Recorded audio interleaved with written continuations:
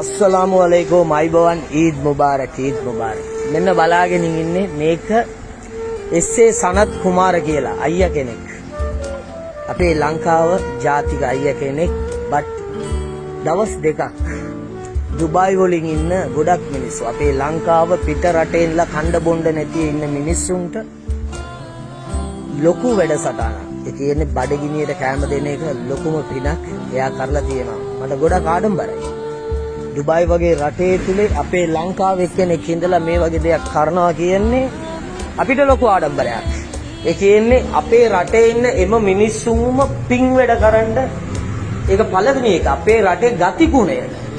But මේ වගේ වෙලාවෙන් ඒ අයියට මම රෙස්පෙක්ට් කරනවා. දන්නවද? සමහර මේ වීඩියෝ එක බලලා කියන්න පුළුවන් ලංකාව මේකටත් වඩා ඉන්නවා නේ දුප්පත් කියලා. නෑ. බඩගිනි කියන එක එම රටෙන් එනවා.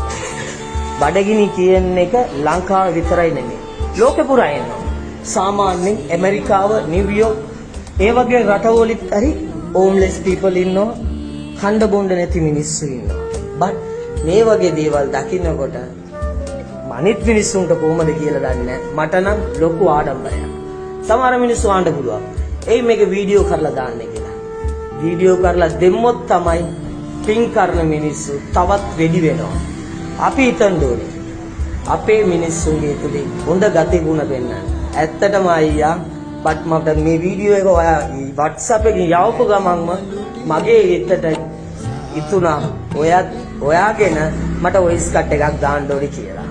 බට් රෙස්පෙක්ට් යූ මේක තමයි බුදු ධර්මය බුදු දේශනාව නබිතුමාගේ දේශනාව.